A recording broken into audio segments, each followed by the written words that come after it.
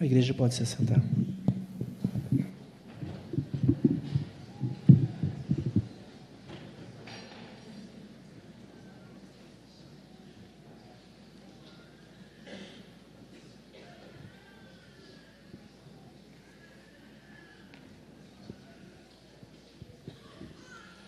Bom dia. O Daniel tocando estilo órgão e o coral entrando todo de preto aqui. Eu fiquei pensando, será que eu vou ter que pregar em alemão hoje? Para a sorte de vocês, não, né? Primeiro livro de Samuel, capítulo 8.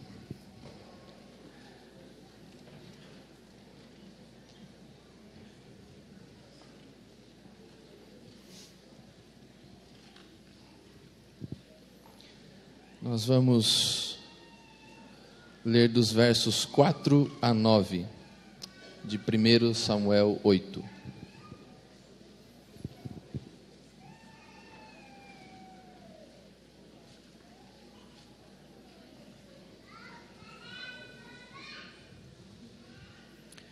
texto diz assim: Então os anciãos todos de Israel se congregaram e vieram a Samuel, a Ramá, e lhe disseram: Vê, já estás velho e teus filhos não andam pelos teus caminhos. Constitui-nos, pois agora, um rei sobre nós, para que nos governe, como o têm as demais nações. Porém esta palavra não agradou a Samuel, quando disseram: Dá-nos um rei para que nos governe. Então Samuel orou ao Senhor. Disse o Senhor a Samuel: Atende a voz do povo em tudo quanto te diz, pois não te rejeitou a ti, mas a mim, para eu não reinar sobre ele. Segundo todas as obras que fez desde o dia em que o tirei do Egito até hoje, pois a mim me deixou e a outros deuses serviu, assim também o faz a ti. Agora, pois, atende a sua voz, porém adverte-o solenemente e explica-lhe qual será o direito do rei que houver de reinar sobre ele. Por volta do ano 1200 até 1050 a.C., a Transjordânia e a Palestina, que era a região onde Israel habitava e as demais nações cananitas, começou a sofrer uma opressão de um povo que a Bíblia vai se referir como povos do mar. Os egípcios, em alguns escritos antigos, também vão falar desses povos do mar. Eles eram formados basicamente por filisteus, lícios, egeus e alguns outros povos pequenos. Esses povos do mar, eles começaram a invadir o território da Transjordânia e da Palestina e conquistar territórios. O que vai fazer com que as nações cananitas agora comecem a se preparar militarmente para resistir a essa pressão. Nesse contexto, os reis começaram a ter um papel fundamental, porque eram eles que coordenavam todos os exércitos agora. E eles agora então eram responsáveis pela proteção dos seus países. Israel, vendo toda essa movimentação, vai dizer o seguinte: bom, a gente precisa fazer a mesma coisa. Samuel já está ficando velho. Os filhos de Samuel, infelizmente, não andaram pelos mesmos caminhos que ele. Seguiram mais os caminhos dos filhos de Eli. Porém, há uma coisa estranha nessa parte do texto. Porque a imoralidade dos filhos de Samuel já era conhecida de longa data. A grande questão é por que os anciãos de Israel demoraram tanto tempo para manifestar a sua insatisfação com os filhos de Samuel, para Samuel. Tendo consciência da nobreza de caráter de Samuel, era óbvio que, diante da primeira manifestação de insatisfação com o governo dos seus filhos, com o julgamento dos seus filhos, Samuel com certeza tomaria providências, mas eles postergam isso. A impressão que dá é que eles estão deixando esse argumento guardado na manga para um momento oportuno. O que vai te fazer entender o seguinte: na verdade, a inaptidão dos filhos de Samuel, segundo o juízo dos anciãos de Israel, não passava de um pretexto. Simples assim. Não era esse o real motivo que fez com que eles desejassem ter um rei. O real motivo você vai encontrar no verso 5 e no verso 20. Logo após, então, Samuel explicar todo o processo de mudança que Israel sofreria caso optassem por ter um rei. A vida deles iria mudar drasticamente. O rei precisaria dos melhores territórios, o rei precisaria dos melhores homens para seus soldados, o rei precisaria das melhores mulheres para trabalhar no palácio, o rei exigiria impostos. Eles dizem assim: não tem problema, a gente está disposto a pagar o preço. Por quê?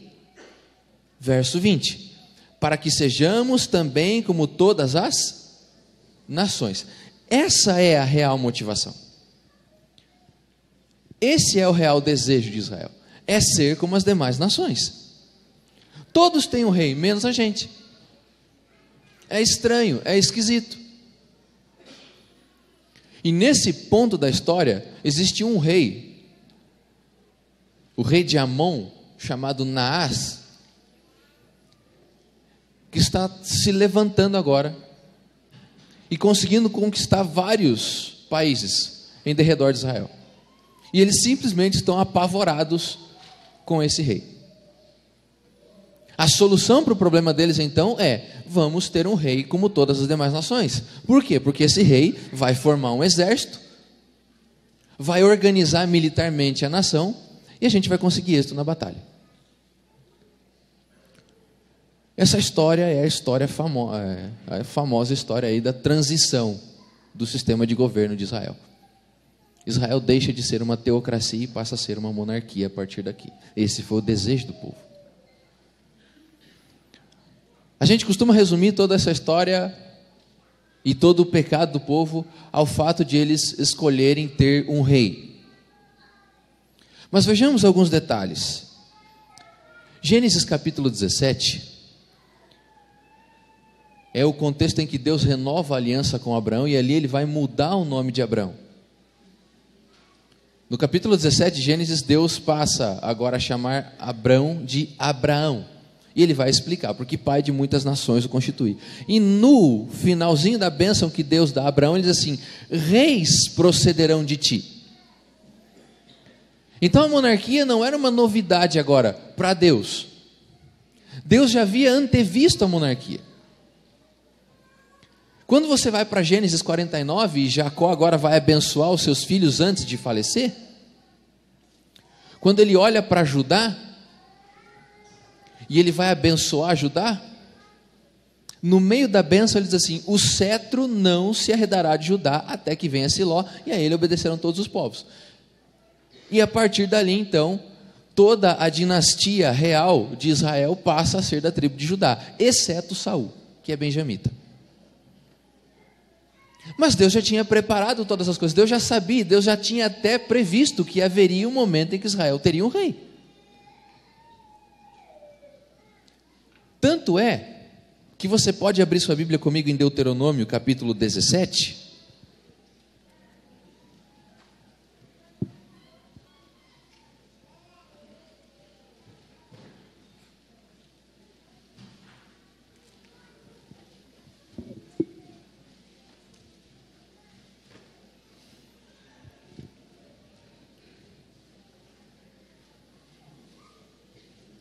Deuteronômio capítulo 17, a partir do versículo 11, você vai encontrar a chamada lei do rei. Então perceba que lá em Deuteronômio Deus já havia sistematizado a monarquia, já estava tudo pronto. Então quando Israel pedisse um rei, todas as leis que organizariam a monarquia em Israel já estavam prontas. Verso 14 em diante diz assim: quando entrares na terra que te dá o Senhor teu Deus, e a possuíres, e nelas habitares, e disseres: estabelecerei sobre mim um rei, como todas as nações que se acham em derredor de mim. Está vendo? É a mesma frase que eles vão começar a conversa com Samuel. Então aquela conversa que eles estão tendo com Samuel é simplesmente o cumprimento dessa profecia. Deus já havia antevisto até mesmo o desejo que os levaria a ter um rei. Só que ele vai assegurar algumas coisas agora. Verso 15: estabelecerás com efeito sobre ti como rei aquele que o Senhor teu Deus escolher. Então, primeiro ponto: quem escolheria o rei não era o povo, era Deus. Segundo ponto: homem estranho que não seja dentre os teus irmãos não estabelecerá sobre ti, e sim um deles. Segundo ponto: tinha que ser hebreu, não poderia ser estrangeiro. Terceiro ponto: regras. Porém, não multiplicará para si cavalos, nem fará voltar o povo ao Egito para multiplicar cavalos, pois o Senhor vos disse: nunca mais voltarei por este caminho. Qual é o problema que Deus tem com cavalos? Nenhum. O problema é que naquela época usava-se cavalo para um objetivo: infantaria. Então Deus diz assim: esse rei não vai multiplicar para si cavalos, ele não vai montar infantaria, ele não vai se preparar para a guerra, nesse contexto que as demais nações se preparam. E nem vai voltar ao Egito. Por quê? Porque o Egito era o principal comerciante de cavalos da época. E para que eles montassem uma infantaria digna de um exército, eles teriam por obrigação que voltar ao Egito e fazer alianças comerciais com o Egito. E Deus diz assim: vocês não vão fazer isso. Primeiro, o território onde Israel habitava não era um território propício para você montar uma infantaria e para você tratar decentemente desses cavalos. Ou seja, o próprio desejo de você ter esses cavalos, de você montar uma infantaria, implicaria num desejo do rei agora de expandir territórios através de guerras, coisa que Deus proibiu. Outro ponto: tampouco multiplicará para si mulheres, para que o seu coração não se desvie, nem multiplicará muito para si prata e ouro. E você vendo essa lei, você já pode ver que tanto Davi quanto Salomão desobedeceram quase tudo que está aqui. Agora vem o importante, verso 18: também quando se assentar no trono do seu reino, escreverá para si uma cópia desta lei num livro, do que está diante dos levitas e sacerdotes, e o terá consigo, e nele lerá todos os dias da sua vida, para que aprenda a temer o Senhor seu Deus, a fim de guardar todas as palavras dessa lei e estes estatutos para os cumprir. Isto fará para que o seu coração não se eleve sobre os seus irmãos, e não se aparte do mandamento nem para a direita e nem para a esquerda, de sorte que se prolongue os seus dias no reinado que ele e seus filhos terão no meio de Israel. Essa lei tinha um objetivo muito simples: preservar a teocracia. Se o rei, quando fosse eleito, respeitasse todos esses critérios, ele demonstraria para a nação que ele era submisso a Deus, que ele era simplesmente um embaixador de Deus em Israel. Então, mesmo Israel tendo um rei, a teocracia ainda continuaria sendo o sistema de governo. Por quê? Porque o rei seria submisso a Deus. Então existiria uma autoridade maior do que o rei na nação, que era Deus. O sistema de governo não mudaria. Só se criaria um cargo a mais. Qual é o problema então? O que está acontecendo em 1 Samuel 8 que fez com que Deus se indignasse e fez com que Samuel se indignasse? Volta para lá, volta para 1 Samuel 8.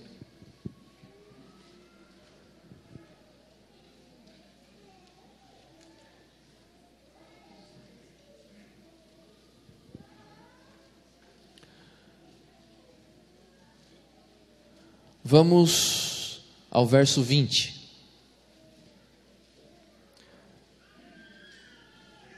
19, para contextualizar.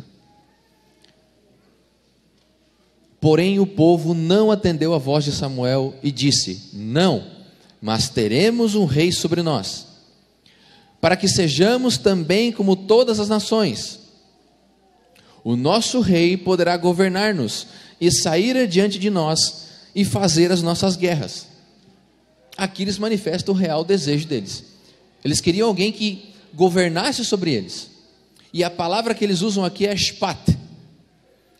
Essa palavra é uma palavra de tradução bem complicada, porque ela abrange vários significados. A palavra shpat significa o seguinte: agir como governante. Esse shpat, governante ou juiz, ele é a autoridade máxima em um lugar. Ele é aquele que julgava em tribunais. Ele é aquele que decidia demandas judiciais. E era o líder máximo do local onde ele atuava. Qual é o problema? Os salmos estão repletos de textos onde dizem que Deus é o shpat de Israel. Deus é o supremo governante de Israel. Deus é o juiz de Israel. É Deus quem pleiteia as causas de Israel. Quando o povo tinha alguma demanda, eles se dirigiam ao profeta e o profeta ia consultar quem? Deus. Agora eles vão se dirigir ao rei e eles querem que o rei decida as coisas. Então perceba, eles estão tirando de Deus uma função que era dele. Segundo ponto, eles queriam que o rei estivesse diante deles e fosse adiante deles nas batalhas. Êxodo capítulo 23, logo depois que o povo tem alguns momentos de provação no deserto,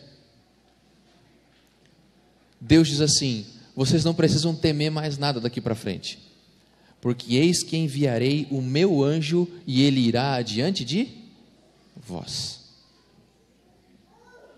Quem liderou o povo durante toda a caminhada no deserto? Quem é que ia adiante do povo? Deus. Isso ficava manifestado de forma bem clara na coluna de fogo e na nuvem durante o dia. Quando a nuvem se levantava, o povo se levantava. Moisés chamava o povo se levantava e andava. Quando a nuvem se estabelecia, Moisés chamava o povo e o povo se estabelecia. Quem era o guia de Israel nas caminhadas? Deus. Agora eles querem um rei. E o último ponto, Deuteronômio capítulo 20.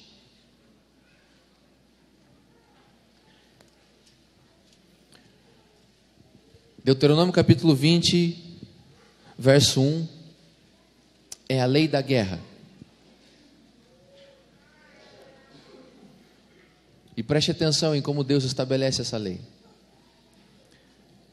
Quando saíres a peleja contra os teus inimigos e vires cavalos e carros e povo em maior número do que tu, não temerás, pois o Senhor teu Deus, que te fez sair da terra do Egito, está contigo. Quando vos chegares à peleja, e a peleja aqui é a mesma palavra que eles usam lá para a guerra. O sacerdote se adiantará e falará ao povo, e dir-lhe-á: ouvi, ó Israel, hoje vos achegareis a peleja contra os vossos inimigos, que não desfaleça o vosso coração, não tenhais medo, não tremais, nem vos aterrorizeis diante deles, pois o Senhor vosso Deus é quem vai convosco a pelejar por vós, contra os vossos inimigos para vos salvar. Quem é que travava as lutas de Israel? Deus.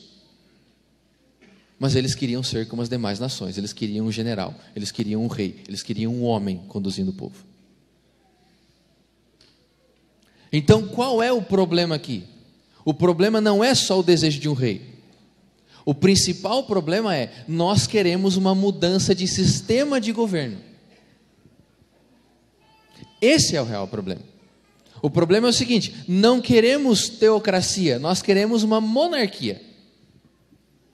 Porque as outras nações não são teocráticas, elas são monárquicas, e nós queremos ser assim. Eles tiram as funções que eram de Deus no comando de Israel e querem passar a um homem. Esse é o problema. O que é ser como as demais nações? Afinal de contas, o que é ser como as demais nações? Ser como as demais nações é trocar as promessas de Deus por promessas de homens. Eles trocavam, e nesse momento eles estavam trocando a missão que Deus os tinha dado para garantir terra. E porque estavam com medo. Uma coisa garantia o território de Israel e garantia a continuidade da descendência de Israel: a promessa que Deus fez a Abraão. A aliança era a garantia de vitória e sucesso do povo. Mas o povo não queria mais essa aliança como sua garantia de sucesso e proteção. Eles queriam um rei. Toda a promessa que Deus fez, nesse momento está sendo simplesmente deixada de lado, porque as preocupações com conflitos locais, com o contexto social, são mais importantes do que a missão que Deus tinha dado a Israel.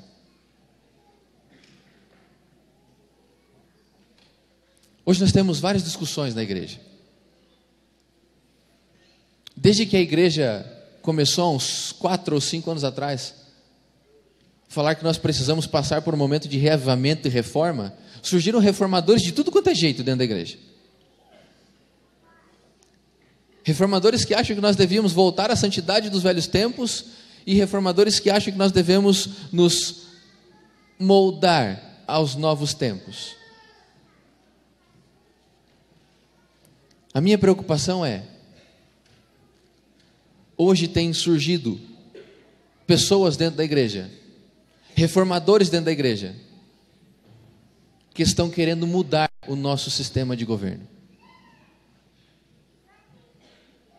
Porque as demais igrejas têm sistemas de governos mais interessantes. A igreja adventista, nos seus primórdios, simplesmente não tinha pastor. Sabia disso? Não tinha pastor. Mas as outras igrejas tinham pastores. Nossos cultos eram para estudar a Bíblia. Não haviam sermões. Mas as outras igrejas tinham sermões. E hoje nós olhamos para fora e vemos todas as coisas legais que existem lá fora. E nos perguntamos, por que não existem aqui dentro? Por que a gente não pode ter música igual as outras igrejas têm músicas? Por que a gente não pode ter sermões igual as outras igrejas têm sermões? Por que a gente não pode ter a pregação do jeito que as outras igrejas têm? Simples, porque o sistema de governo de lá é diferente do sistema de governo daqui. O sistema de governo daqui não é feito por homens, é feito por Deus. Quem estabeleceu a mensagem não foram homens, foi Deus. Quem estabeleceu os princípios de adoração não foram homens, foi Deus. Quem estabeleceu os nossos mandamentos e as nossas regras não foram homens, foi Deus. Só que a gente quer substituir o que Deus nos deu para que os homens, ou para o que os homens têm a nos oferecer. Estamos em busca de um outro rei. Estamos em busca de um outro rei. Deus nos deu uma missão. E nós estamos abandonando a nossa missão. Porque a sociedade em que nós estamos vivendo não recebe bem a nossa mensagem. Então nós precisamos mudar a nossa mensagem. Precisamos ser mais populares. E do mesmo jeito que eles estavam com medo do contexto social da época, nós estamos apavorados com o contexto social da nossa época. E temos medo de sermos diferentes. Ser como as demais nações é trocar a missão que Deus nos deu por ambições terrestres. Ser como as demais nações é trocar a proteção divina por seguranças carnais. Eles tinham um protetor nas batalhas, eles tinham o maior general de todos, mas eles queriam um homem. Nós temos o maior líder de todos os tempos, que estava presente na mesma nuvem que guiava o povo durante o dia, e estava presente na mesma coluna de fogo que guiava o povo durante a noite, mas nós queremos nos espelhar em homens. Nós deixamos o assim diz o Senhor pelo assim diz o pastor. Criamos facções dentro da igreja. Eu gosto do pastor fulano de tal, eu gosto do ciclano, eu gosto do beltrano. E se você não gosta do mesmo pastor que eu gosto, você é meu inimigo. De onde é que já se viu você não gostar do sermão do pastor fulano de tal? Quem é seu líder? Quem é seu espelho? Quem é a tua proteção? Estamos trocando de rei e não estamos percebendo. Por fim, ser como as demais nações é trocar o governo divino por leis e autoridades humanas. Sabe qual foi o ponto em que a igreja cristã se desviou do seu foco durante toda a história profética? Você sabe como é que você resume Daniel 7, Daniel 8? Sabe como é que você resume Apocalipse 13 em uma frase?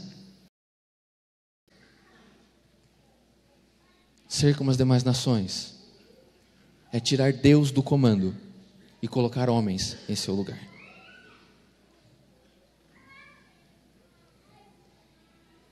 Eu olho para essa cena e eu vejo um contraste que para mim foi muito forte. Eu comecei a comparar essa cena com o livro de Daniel, justamente por causa dessas questões. E eu vejo Daniel chegando em Babilônia, e eu vejo ele tomando as decisões mais importantes da sua vida, e lutando com todas as suas forças, para que mesmo estando em Babilônia, a sua identidade fosse preservada e mantida pura. Em contrapartida, o povo de Israel nessa altura, estava em Israel, fazendo de tudo para a sua identidade ser moldada, para que eles se tornassem como aqueles povos, que Deus disse, vocês nunca vão ser igual a eles. Eu acho interessante. E dar estudo bíblico é bom, sabe, gente? Porque não muda só a vida de quem você está ensinando, muda a tua também. E ensina grandes valores para a gente. Sábado passado a Camila, lembra da Camila? Ela fez o Provar e Vede aqui? Eu estou dando estudo para ela. Ainda, mesmo depois de batizada, ela ainda estuda. E eu estou estudando com o esposo dela. Quando eu comecei a estudar com o esposo dela, ele me disse o seguinte: pastor, eu não aguento mais uma igreja sem Bíblia. Eu não aguento mais uma igreja que não pensa. Eu não aguento mais uma igreja que fica só de mimimi, só quero saber de chorar e glória, aleluia. Eu não aguento mais igreja assim. O que me encanta na igreja adventista é a primazia que vocês dão à Bíblia. E é por isso que eu estou estudando com você, porque eu quero Bíblia. E aí eu olho para as pessoas que estão dentro da nossa igreja e dizem assim, eu não aguento mais Bíblia. Eu queria chorar. Seu irmão não me tocou hoje porque eu não chorei. Está faltando emoção. Está faltando ilustração. Enquanto os povos lá de fora estão desejando Bíblia, nós aqui dentro estamos desenhando a Bíblia. Exatamente esse contraste entre Daniel e aquelas nações e aquela geração. A gente acha que a gente mudando e nos tornando iguais a eles, eles virão para cá, quando na verdade eles estão vindo para cá, porque eles não aguentam mais aquilo que a gente quer trazer para cá. Estamos querendo ser como as demais nações. Qual é o problema disso? Deuteronômio capítulo 4.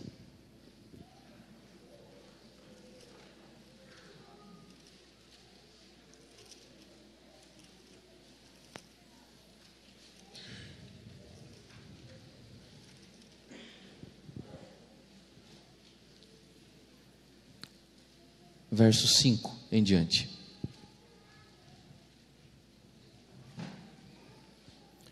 Eis que vos tenho ensinado estatutos e juízos, como me mandou o Senhor meu Deus, para que assim façais no meio da terra que passais a possuir. Guardai-os, pois, e cumpri-os, porque isto será a vossa sabedoria e o vosso entendimento perante os olhos dos povos, que ouvindo todos esses estatutos dirão, certamente este grande povo é gente sábia e inteligente.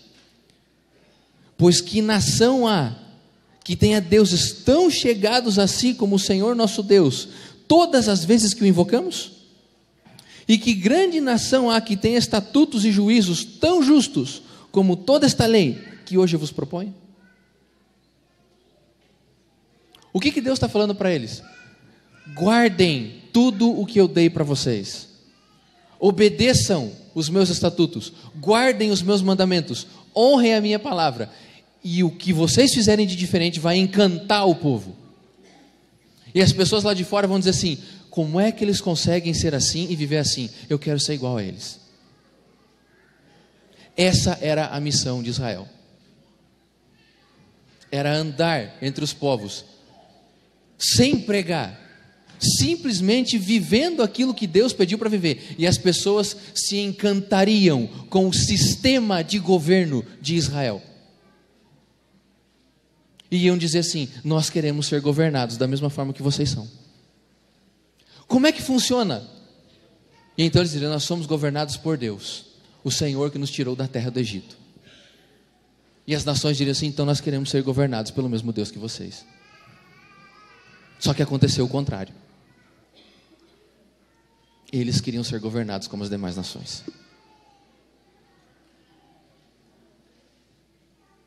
Eu não sou contra mudanças na igreja. Não sou quadrado e não sou conservador.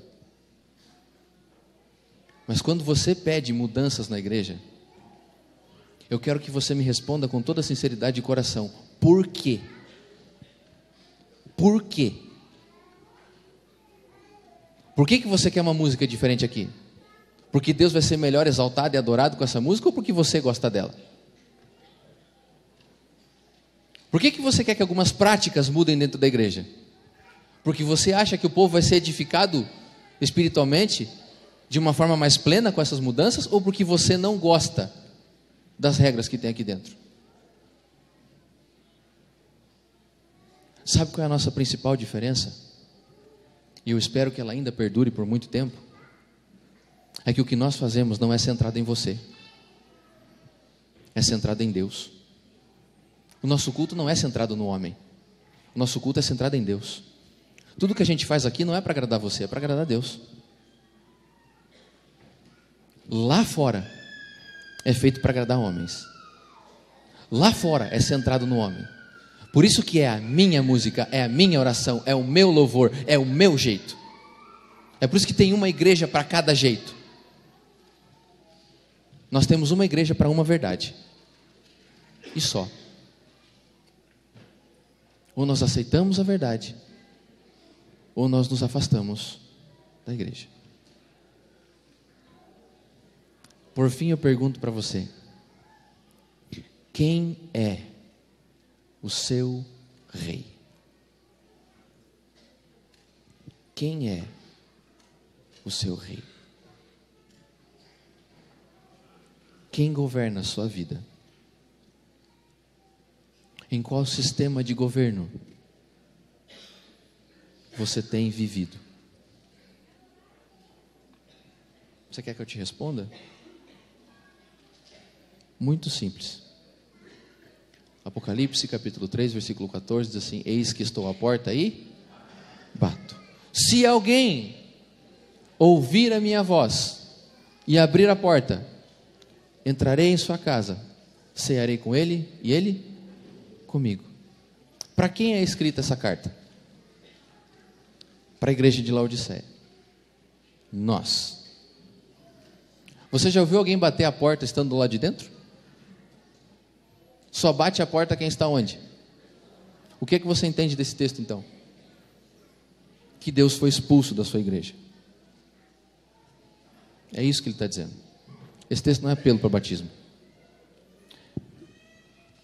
Esse texto nos diz que Jesus foi colocado para fora da sua igreja e está desesperadamente pedindo para voltar. Nós estamos competindo com Ele para ver quem segura as rédeas desse povo e dessa igreja. Mas eu digo uma coisa para você: Ele nunca perdeu o controle desse povo e nem vai perder. Pela graça de Deus, por mais que estejam tentando, nós ainda vivemos numa teocracia. E quem manda nesse lugar é Deus. Quem nos protege nas batalhas é Deus. Quem lidera esse povo é Deus. E quem vai nos conduzir à vitória é Deus. Que Deus te abençoe. E que Ele seja o seu verdadeiro rei, daqui até a eternidade. Amém.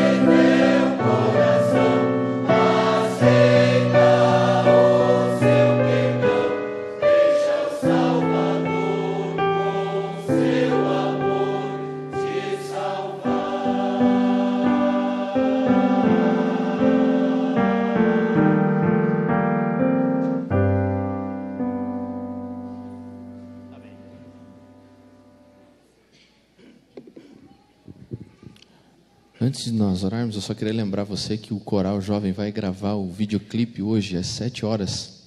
É um projeto para a Associação Central e nós precisamos de ajuda na participação de pessoas na filmagem, tá?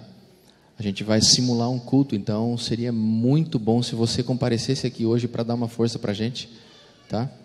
Então, desde já está aberto o convite. Às 18? 19 horas, tá? Então, compareça, dá uma força para o coral aí, porque é um projeto bastante interessante que a gente vai dar mais informações a seguir. Feche os olhos. Santo e eterno Deus, nosso Pai e nosso Rei, te agradecemos porque tens conduzido este povo rumo à Canaã celestial. Temos muito o que agradecer, porque a tua liderança tem mantido esse povo em pé durante todos esses anos. Muitos têm tentado tirar o domínio dessa igreja de tuas mãos, mas pedimos a ti que não o permita, ó Pai. Que todos nós sejamos liderados, conduzidos, protegidos e guardados pelo Rei de Israel, o nosso Rei e o nosso Redentor.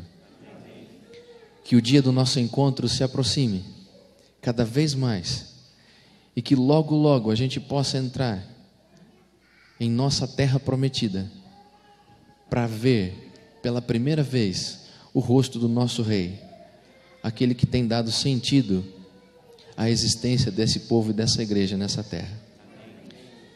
Que essa mensagem nunca mude, que as nossas leis não mudem, que os nossos princípios mantenham-se eternos, como eterna é a tua palavra. É o que nós te pedimos, em nome de Jesus.